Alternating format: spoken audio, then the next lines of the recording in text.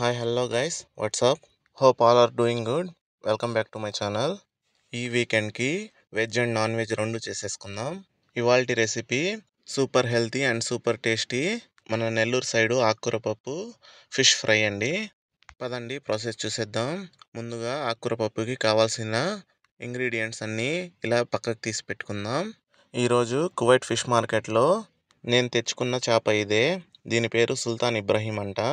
చేప టేస్ట్ ఎలా ఉంటుందో అనుకున్నాను. ఫిష్ టేస్ట్ అయితే అదిరిపోయింది. ముందుగా మనం ఆకుకూర పప్పు చేసేసుకుందాం. దానికోసం ఒక ప్రెషర్ కుక్కర్ తీసుకోండి.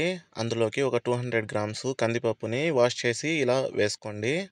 పప్పులోకి ఎర్రగడ్డ, పచ్చిమిర్చి, తెల్లగడ్డ, టమోటోల్ని రఫ్గా చాప్ చేసి ఇలా యాడ్ చేసేసుకోండి.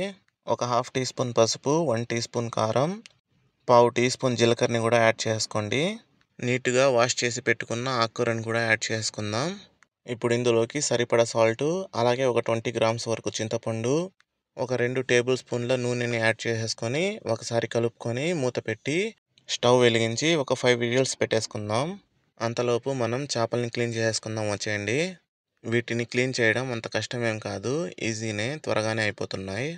పైన ఉన్న పొట్టుని ఒలుచుకొని ఈ విధంగా హెడ్ వరకు కట్ చేసేసుకొని దాని పొట్ట భాగాన క్లీన్ చేసుకుంటే సరిపోతుంది. చేపలు చాలా ఫ్రెష్గా ఉన్నాయి. చూసారా, ఈ విధంగా క్లీన్ చేసుకుంటే చేపలు అనేటివి రెడీ. వీటిని సాల్ట్ వాటర్లో బాగా కడిగి పక్కనైతే పెట్టుకుందాం. ఇప్పుడు పప్పులోకి పోపును రెడీ చేసేసుకుందాం. ఒక 6-7 తెల్లగడ్డల్ని ఇలా క్రష్ చేసుకోండి. ఒక మీడియం సైజ్ ఆనియన్ని నిలువుగా కట్ చేసి పెట్టుకోండి. 3 ఎండుమిర్చి అలాగే కరివేపాకు తీసుకోండి. కుక్కర్ విజిల్స్ కంప్లీట్ అయ్యాయి.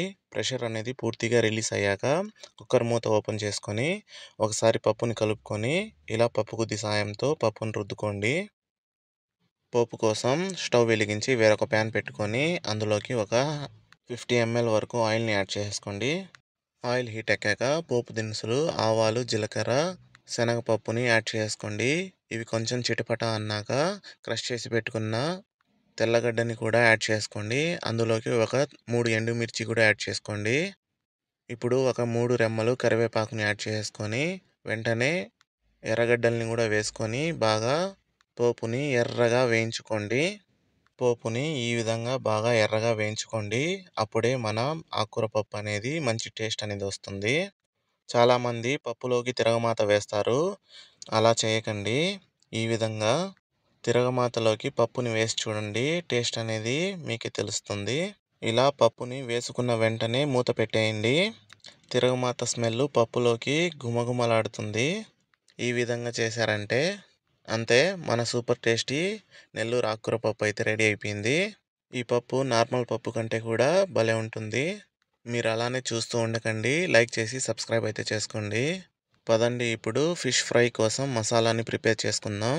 ముందుగా ఒక ప్లేట్లోకి 2 టీ స్పూన్ కారము, 1 టీ స్పూన్ ధనియాల పొడి, half teaspoon garam masala పొడి, అలానే హాఫ్ టీ స్పూను పసుపుని యాడ్ చేసుకోండి. 1 teaspoon ginger garlic paste, ఒక 1 టీ స్పూన్ శనగపిండి, ఒక 2 టీ స్పూన్ కార్న్ఫ్లోర్ వేసుకొని ఒక పెద్ద సైజు నిమ్మకాయని పిండుకోండి. అలానే ఇందులోకి ఈ స్పెషల్ మసాలాని కూడా యాడ్ చేసుకోండి. అదేం లేదు, కొత్తిమీర, పచ్చిమిర్చిని ఇలా కచ్చా పచ్చగా దంచి అందులోకి యాడ్ చేసుకోండి. ఇది వేసుకోవడం వల్ల మంచి టేస్ట్తో పాటు మంచి సువాసన అనేది ఉంటుంది. ఇప్పుడు ఇందులోకి సరిపడా సాల్ట్ని కూడా యాడ్ చేసుకోండి. ఇప్పుడు వేసుకున్న మసాలాలన్నింటినీ బాగా కలుపుకోండి. కావాలంటే కొద్దిగా నీళ్ళని యాడ్ చేసుకొని ఒక మసాలా ముద్దలా ప్రిపేర్ చేసి ప్లేట్ సైడ్లో పెట్టుకోండి. ఇప్పుడు క్లీన్ చేసి పెట్టుకున్న ఫిష్ని యాడ్ చేసుకొని ఇలా ఒక్కొక్కటిగా అన్నింటికి మసాలాని పట్టించండి.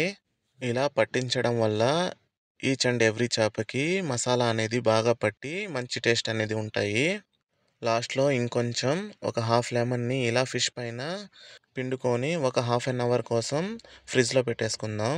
ఇలా చేయడం వల్ల మసాలా అనేది ఫిష్కి బాగా పడుతుంది.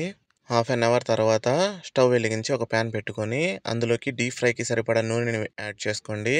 నూనె మీడియంగా వేడెక్కాక అందులోకి మారినేటెడ్ ఫిష్ని యాడ్ చేసుకుందాం. ఫ్లేమ్ అనేది మీడియంగా పెట్టి ఫిష్ని బాగా డీప్ ఫ్రై చేసుకోండి.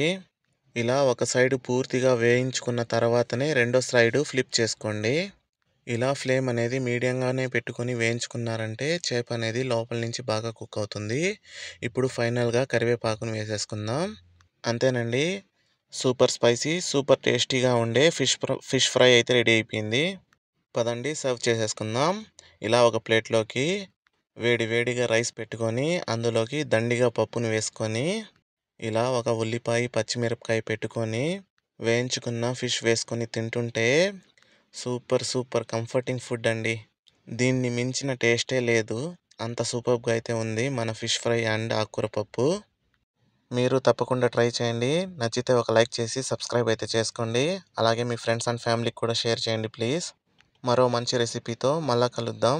Bye guys.